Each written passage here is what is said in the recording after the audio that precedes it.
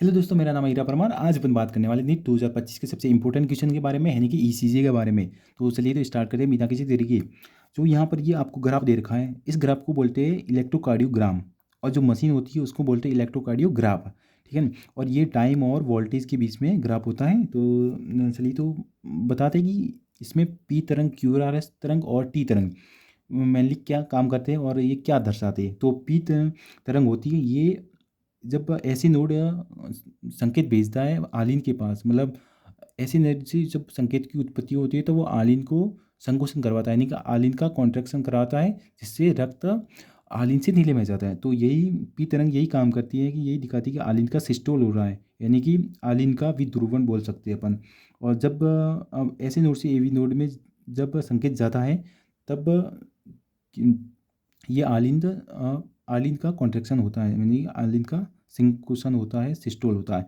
और ये Q R S तरंग मेनली ये दिखाता है कि जो ऐसे नोड से एवी नोड में गया था संकेत, वो अब एवी नोड से पूरे नीले में फैलने वाला है। यानी कि जब एवी नोड के पास संकेत आता है, तब ये नीले का संकोचन करता है, यानी कि रक्त को या तो लंग्स में भेजता है या फिर बॉडी में भेजता है, क्योंकि नीले का संकुचन होगा तो वो रक्त या तो लेफ्ट मतलब लंग्स में जाएगा या फिर बॉडी में जाएगा। तो यही सब दिखा रहा है। इसको अपन नीले का विध्रुवण भी बोल सकते हैं, जो कि पूरे एक पेज में दिख नहीं रखा था। अपन शॉर्ट में यहाँ से समझ सकते हैं कि ये नीले का विध्रुवण है और नीले का सिस्टोल दर्शा रहा है।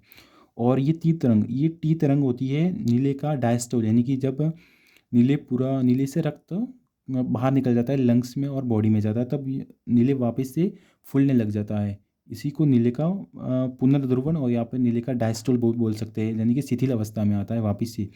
और यही ग्राफ हमारे लिए 2025 में आया था, और ये ज़्यादातर का कन्फ्यूजन रहता है, तो इसलिए आप ऐसे समझ सकते हैं। और मेरी तरह आप भी ये ऐसे शॉर्ट में सिंपल में लिख सकते हैं कि ये ऐसे नोड से आवेग की उत्पत्ति होती है पी तरंग के कारण, और आलिन का सिस्टोल होता है, आलिन का विध्रुवण होता है, और फिर क्यू आर एस नीले विध्रुवण और नीले सिस्टोल, और टी का नीले पुनर्ध्रुवण और नीले का डायस्टोल। तो और यहाँ पर एक इम्पोर्टेंट पॉइंट है कि हृदय में ऑक्सीजन की कमी होने पर टी तरंग सपटा हो जाता है, यानी ये तरंग जब ऑक्सीजन की कमी होगी तो ये तरंग सीधी हो जाती है। तो इसको देखकर हमें पता चल जाता है कि हमारे शरीर में, हमारे हार्ट में मेनली क्या प्रॉब्लम है। तो ऐसी वीडियो पाने के लिए हमारे चैनल को सब्सक्राइब जरूर कीजिएगा, और मिलते हैं नेक्स्ट वीडियो में।